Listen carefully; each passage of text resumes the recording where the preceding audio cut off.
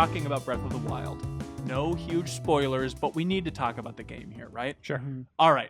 Breath of the Wild. Brian Shea, What? what do you think of this thing so far? It's really good. I was tweeting over the past weekend that like my first impressions of the game as I went, and I was like, I'm not really getting the combat quite yet, but like that's starting to grow on me now. Let me tell you about this system. We call it Z targeting. It's going to blow your effing mind. Yeah. Well, LZ targeting, I think is what it's called now. I think the biggest takeaway though is that like my favorite game of all time, I've said, is Ocarina of Time. And this kind of gives me that same sense of wonder that I had exploring Hyrule then, like in the late 90s, it gives me that same feeling that I had back then. And what is that feeling exactly? Just like, wow, look how huge this world is. I can go anywhere. Like that's how it felt in Ocarina of Time back in like 1998.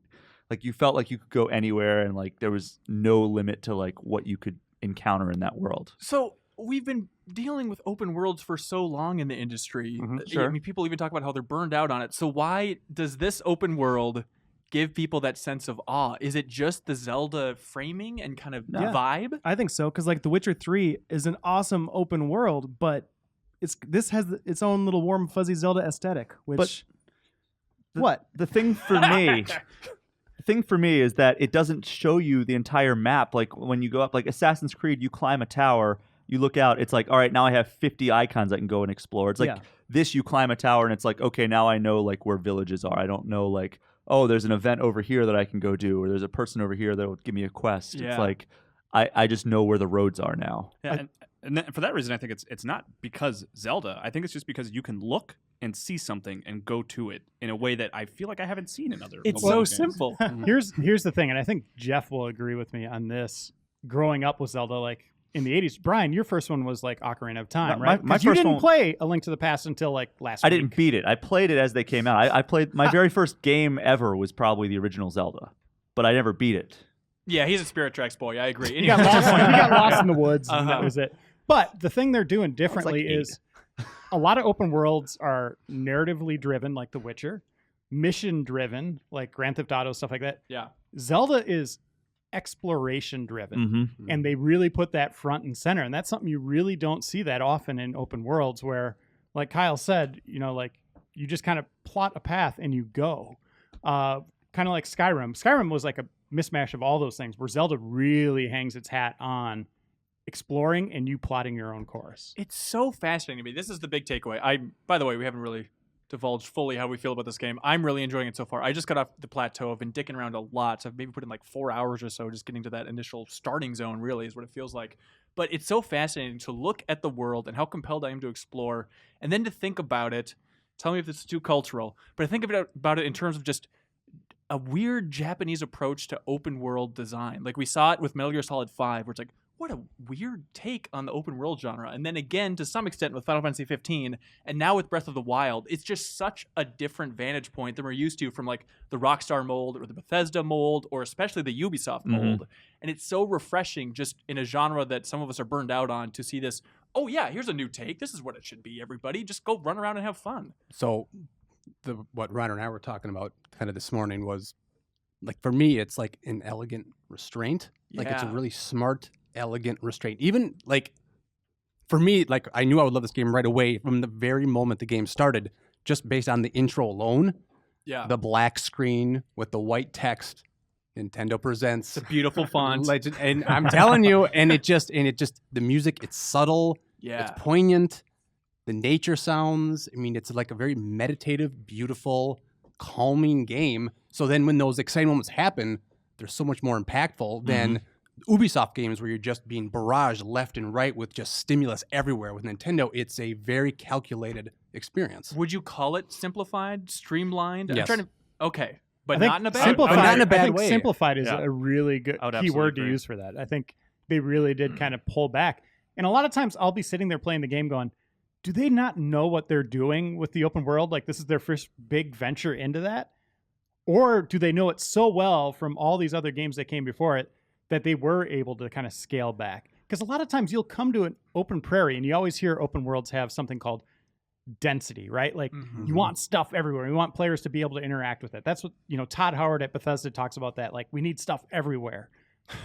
This one, it'll just be an open prairie and there's nothing in it. Yeah. But there's something to that adds to the scale and grandeur of this whole experience that you have, where you go in there and you're just like, it's just stunning. You know, you're just like, oh my God, this is a real place I'm in. I don't think it would be that they don't understand open world design, or they don't know, you know, what the modern take in the genre is. Like, we even talked to Onuma about, you know, playing Far Cry and stuff like that. It's just that they're getting back in a very Nintendo way to like the core. What is the core thrill of an open world? It's exploration. It's not looking at a map and seeing 300 icons and checking it off 1, 2, 3, 4. There's nothing fun about that. And I think how it breaks the mold from that was established, I think, in Ocarina. You're surrounded by, in Ocarina of Time, all these stone corridors as you're walking around, even in the field. The border of Hyrule Field is like a 20-foot high stone wall. Yeah. And walking to the first village in this game, I found myself in a similar situation where I was like, oh, surrounded by a corridor, huh? Nice try, game. I'm going to climb this. And you can. And then what's up there? Well, Well, there's a new A view view. to find. yeah, exactly. Kyle Which- brought this up earlier. To find new things. Exactly. You know? You can, anytime you climb to the top of a hill, even if there's nothing up there, you might see a shrine in the distance or something you want to go to, and then head off in that direction. I'm still trying to wrap my mind around being relatively early in the game. Like, I love exploring. I love the world. I love sitting on top of a hill and just taking in the sights in a very hippy-dippy kind of way that I think Jeff is getting The at. sunsets. Yeah, exactly. Great. But So is good. that the reward? I'm still waiting for... Is there something that I'm actually going to be excited about hunting down outside of shrines and a new weapon that might break quickly? Or what is the reward for doing those explorations? Oh yeah, please go ahead. So I got to the Dueling Peaks area, Yeah. right? And so I get distracted. Big deal. And it started climbing the mountain because it's exciting just to try to do that, because it's Yeah. a challenge that if you're smart, you can figure out how to do it, even with low stamina. Yeah. I talked to Reiner also about this. It got up there, and all of a sudden the ground starts shaking, and it's like, what the heck is this? And you turn around, and this boulder monster just comes out of the ground, out of nowhere, and it's, oh my God. And so I'm trying to kill it, and it's just beating the crap out of me. And so I try again, and I don't know spoilers, but I figured out a way to do it, and it's so completely different than what normal Zelda games would require you to do.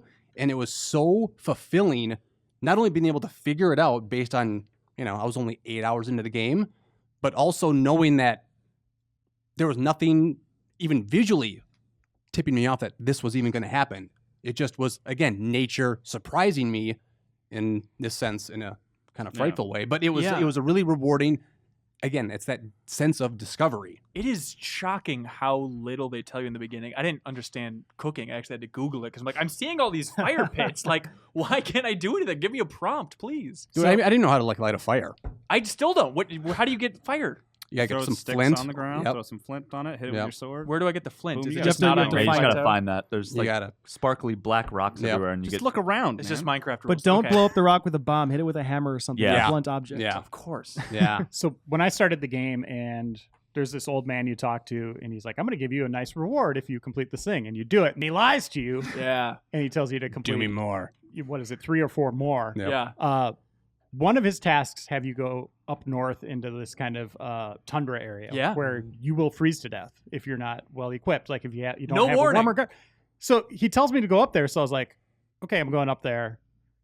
I freeze to death, freeze to death. I'm trying to sprint there. I'm eating apples and mushrooms like you wouldn't believe. Dying. I was just like, what am I supposed to do? And my instinct was to look at Google and look it up, but I was like, I don't want to do that. Like this game is not holding my hand. They want me to figure it out on my own, and I'm not going to cheat myself out of that.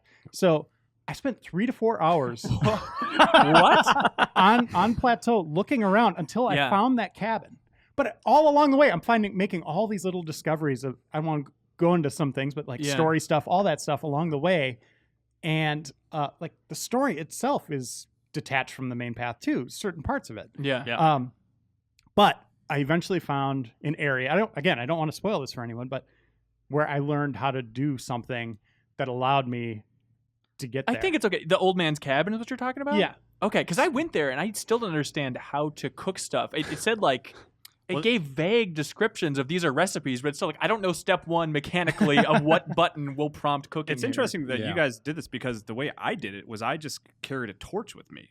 and just walked up. See, I didn't even think And, of that. like it's crazy. There's so many avenues to take. Like you can try to scarf down mushrooms and just So just carrying shiver. a torch kept you warm the Yeah. entire way? Yep, I just couldn't sprint. You That can was the also challenge cut of it. open boars and crawl inside of them whenever you get cold. and Yeah, warm I'm learning yourself something up. new. Just by being on the spot. no, it's Yeah. very true. Well, that's interesting, Reiner, because so we're talking about there's 2 shrines on the Great Plateau, which I think this is fair to talk about, right? That are kind of in snowy areas. You have to go through snow to get to them. There's one that's across this bridge, and that was another area where I just had no idea how to complete this bridge. I'm like, am I supposed to throw wood at this? Real What quick, is happening? Hanson is very bad at puzzles. Just Oh, in just general. horrific. Just horrific. oh that clear. no! And so I went to the dumb bokoblin camp back there and To tried. ask them. I'm so stupid. Instead of using the magnesis to like lift that part out of the water, which is, I believe, the best way to like get across that thing and finish that bridge, I was up at the bokoblin camp grabbing those giant like blocks that are magnetic and hauling them like half a mile back to the water, chucking them down the man. cliff, and they'd roll all the way, and A then they would solution's kind a of solution. they Yeah. kind of get wedged in the current. Like it's the most rickety contraption imaginable. Oh, I've had so many times like going through a shrine trying to access a tower where I'm just like, I don't know if this is the way that I'm supposed to solve this, but it's kind of working, and I don't like it. Totally looks like it's going to fall apart at any moment. And Like- does that level of I don't know if I'm breaking the game here, if I'm doing what they want, is that also just like that key level of Nintendo brilliance of just never crossing that edge into like I think I'm fully breaking this and it looks like crap? I don't think I've felt this way like as much as I feel this way about a game since maybe like Portal 2. Well, when you look in your girlfriend's eyes, it probably gives you the same feelings, right? Of Sure. adoration and Okay. love. Yeah. I'm yeah. talking about like in terms of like I don't know if I'm breaking this thing. right when you um, look into your girlfriend. I don't know.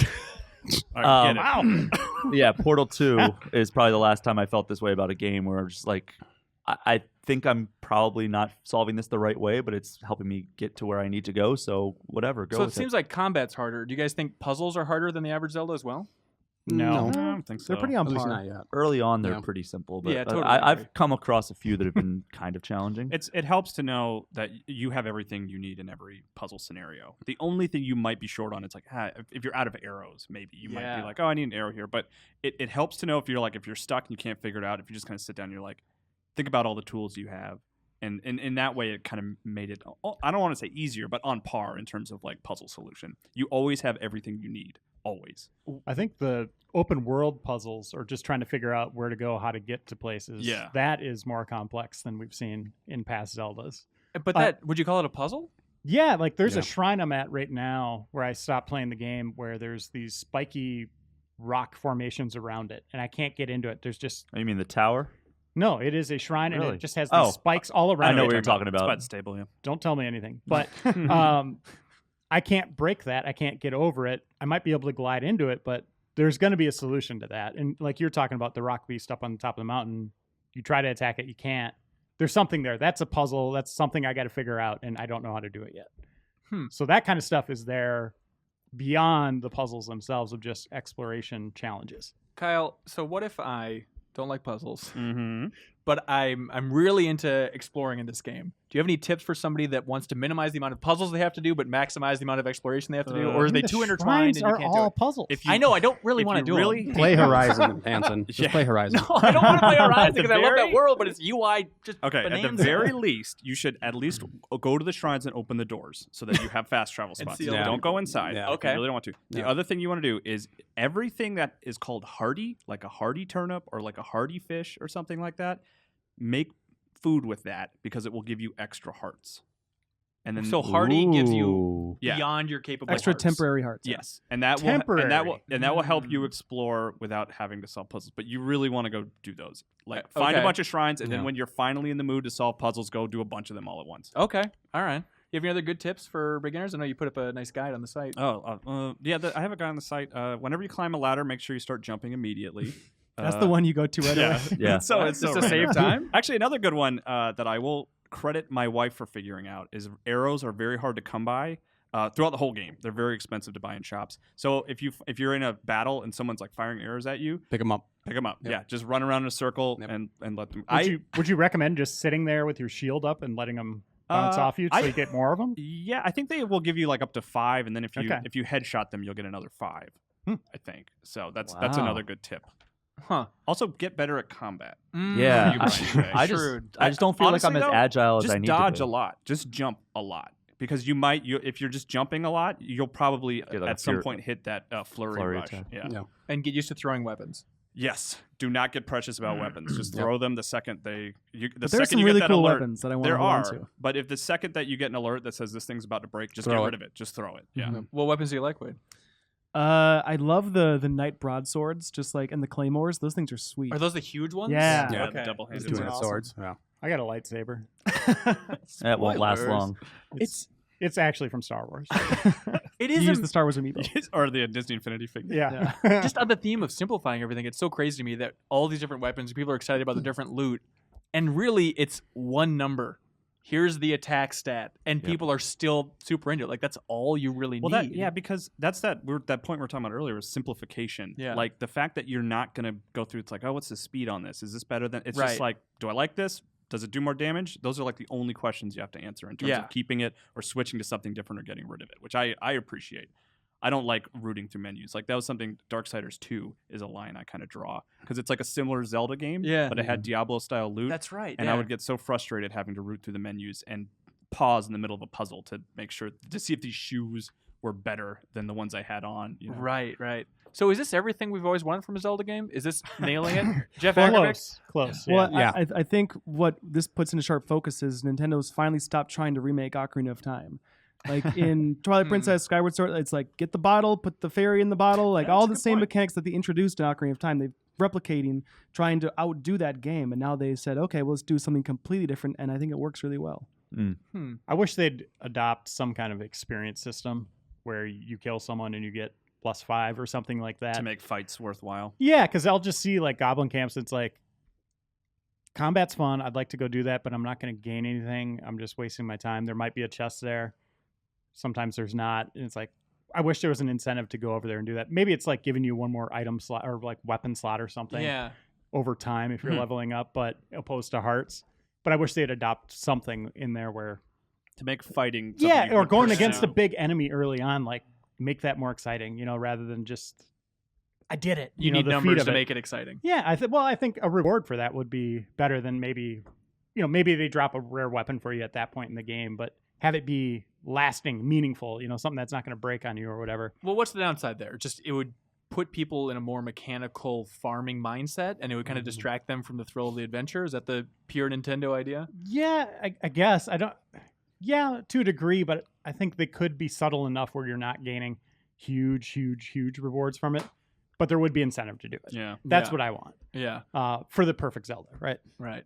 Speaking of perfect Zelda, Akervik, you saw Kyle's 10 score. Not a perfect game, by the way. And you seem to want to vomit out of your mouth. Yeah. This was before he had yeah. a chance to play it. Yeah. mind Right. you. Tell me the Yeah. evolution of seeing that score versus when you realize in the game, like, okay, maybe Kyle isn't an idiot.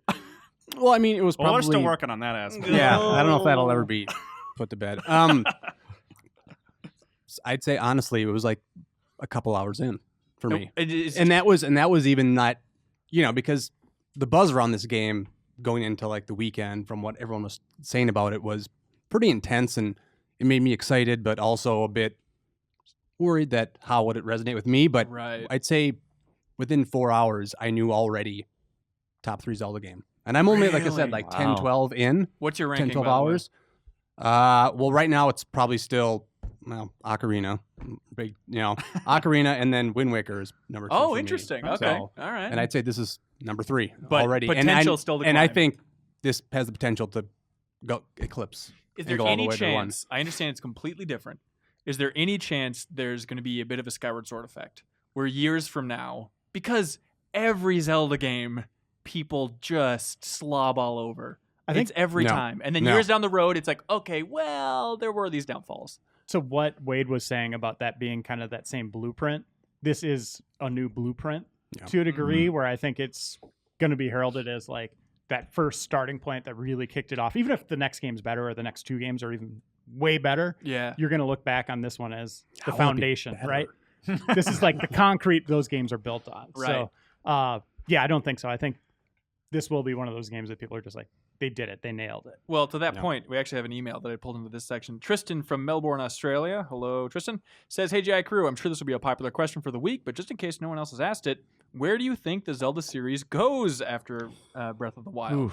Have Nintendo consigned themselves to making Zelda Forever a massive open-world game? Would it be seen as regressive for them to go back to more linear style? Have we seen the last of the item progression, which limits how you interact with the world? Are theme-based dungeons extinct? What do you guys want? How is there any way to put this fairy back in the bottle, so to speak? It's funny because I think Kyle echoed this last week, and I was thinking about it as I was playing of how this game almost sours my opinion of like older Zelda games now. Like Lord, because It like really I does, I just finished Twilight Princess, and it's like that was good. But now playing this, Twilight Princess pales in comparison to this game. And now the thought of playing that game again, I don't think I could do it. Like this game is so liberating in the way it respects you as a player, yeah. and the way the environment encourages you to just experiment and do whatever really you want. They don't. Nintendo doesn't tell you no. The only time it's no is because you weren't smart enough to respect what the game is doing. Seriously, So and the it's like, game and is then to me, gone. like, Okay. we talk about how simple the game is, but the game is actually pretty brilliant. Oh yeah, absolutely. Oh, yeah. You know, completely. 100%. as far as like it respects you so much to say, here's the rules, and there really aren't many. Yeah. Do what you want within those rules. I mean, once you leave the Great Plateau, I mean, this isn't a spoiler. You can go and fight Ganon if you're that, Right. you know, and like that's crazy. Like most games don't allow you that type of freedom, Yeah, yeah. and I can't wait to see the first person who's able to do that. It's going to be fun. I'm It's surprised gotta it be hasn't coming up soon. happened. I already. know. Yeah. Yeah. Unless maybe it'll have happened by the time this podcast goes up. But yeah. It's so weird to think of like the arc of, you know, Nintendo NES era. It gave so much freedom to players, did not really hold their hand much. Then they started holding hands more and more. And this is like the first great example of Nintendo shifting in a bold direction to not holding players' hands again. And it seems, as far as I know, everybody in the world is writing thank you letters to Nintendo. I just wonder like what the message is. What's the bullet point that they have in their company-wide meetings of like, oh, turns out this is the way to go. Do you think they're receiving that, or is it just this weird one-off for Zelda?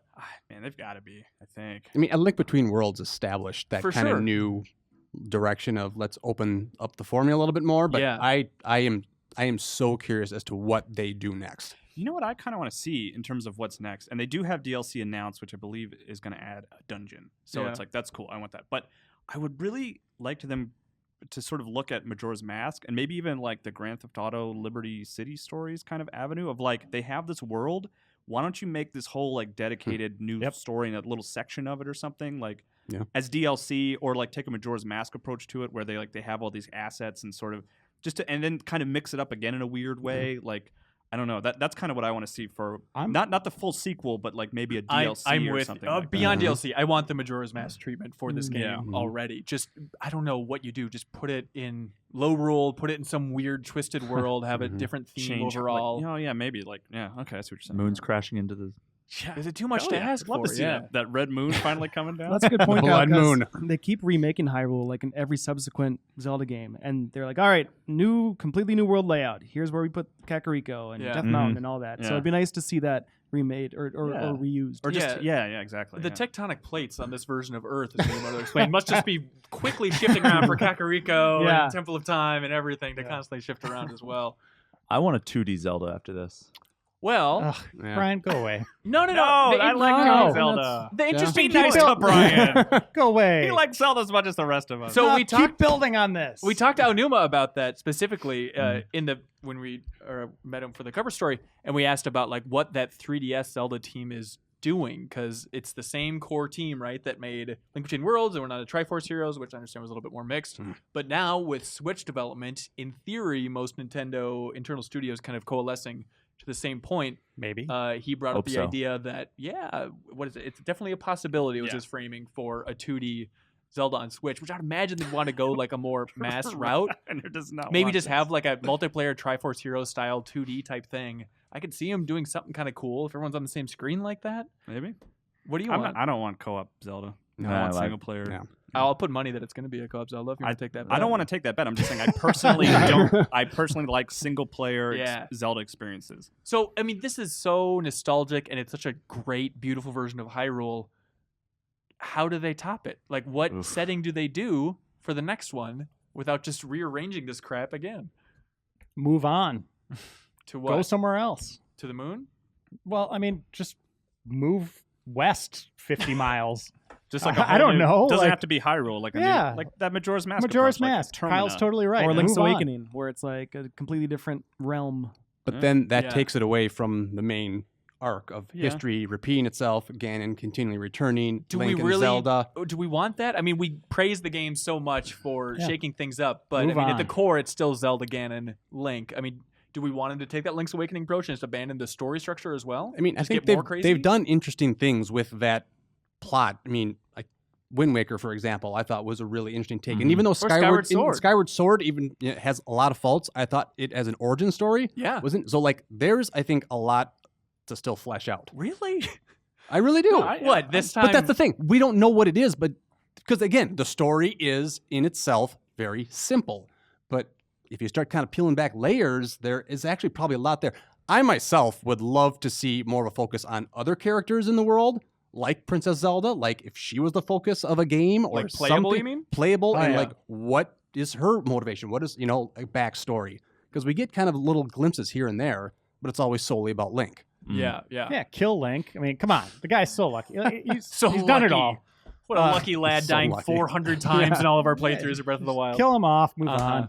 Sure, yeah, he won't come back. Yeah. Yeah. Discover your Nico Bellic or whatever. A new character. On the topic of moving forward, though, at E3, we did ask Miyamoto about, like, hey, why does it take so long to make these Zelda games? How can you guys speed it up? Are you looking to speed it up in the future? He just frown at you and say they're hard. Yeah. Well, fix it. Come on. Make it less hard. Come on, buddy. Anyways, and he brought up that, like, yeah, well, in theory, the next one will be quicker to develop if we keep a lot of the same aspects. If we keep, like, this physics engine, we don't change it up. Would you want them to keep it this physicsy moving forward, this kind of systems driven? Yeah. Well, there we go. Then Yeah. he promises it'll get done in a year. Cool. No problem. Nice. I mean, it worked for Majora's Mask. It's one of my favorites. Like Mhm. a sort of like mix it up a lot, but still kind of use your base. Yeah. And that was could be what, cool. 1 year development? Yeah, I think so. It was Yeah. really tight turnaround. One thing I'll point out that makes this one so special so far is the hardware.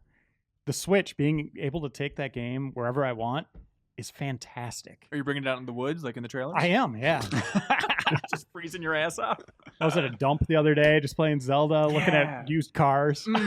Beautiful. I mean, but Wii U version, Kyle, we didn't talk about it last week on the podcast. Have you been playing that one too, Jeff? No. on the Oh, Switch. okay. Switch. What I- is that? What do you think of the Wii U I version? played about 2 hours of it. It seems totally fine. Like it seems like a great way to experience Breath of the Wild. Like And I'll say to that point, like, and I haven't experienced the Wii U version, the sound effects on the Switch version, fantastic. And Mhm. because Yeah, of the sound design, focus on nature, Yeah. and I know Nintendo has even spoken to that fact that it has enhanced.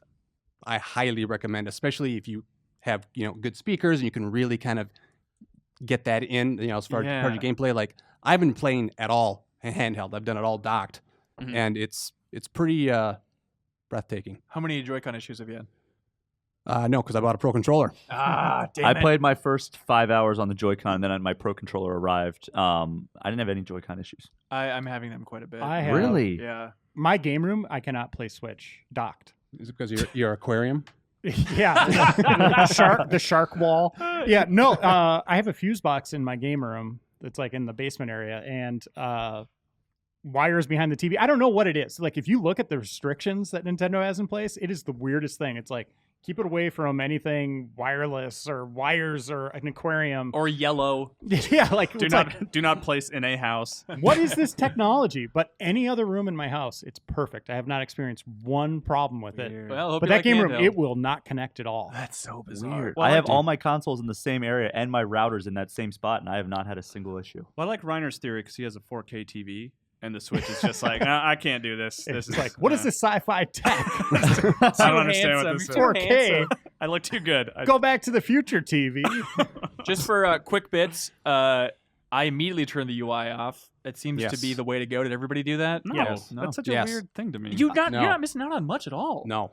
I didn't, but I saw your tweet about it, Jeff, and I was Yeah. like, yeah, I'll give it a shot. 'cause You that's really cool. It's should. so much It's better. very cool. It's And so even much like better. when you enter the threshold of when things get cold and you know that you're going to start freezing, first of all, you can just look at it and kind of There's get a an puff idea. of air. There is totally a puff of air. Yeah. I assume the same for when it gets hot. I haven't seen that. I think you start sweating. Yeah. Okay, so it's not Spoiler. hard There's to There's an figure out. icon. Yeah. Although, can we agree to turn off the Sheikah shrine Yeah. beeping absolutely. indicator. Like I wrote oh, Kyle. I was like, "What the hell? That How do is I the stop worst. this noise?" Yeah, I think Yeah. Saturday morning I They woke tell up you to right a away how text. to That set is it. the worst. He just missed the What tutorial. is this? I haven't seen this. It's like a little pinging beep that It'll tell you what increases shrines are nearby. when you get closer to shrines, and it Oh, does it really? all the time. And It's it's the super low heart loud. health thing. But you can't turn it off. Oh, You God. can. No. Yeah, if, you can. Unlike if Reiner doesn't read apparently, but if you read the tutorial, it'll tell you. Yeah. This game's all about exploring, read, not yeah. reading. I feel like in Skyward Sword they learned, okay, players want to be able to turn off all this annoying stuff we put Oh, up on God, screen. yeah. Yeah, exactly. Turn Yeah. off story.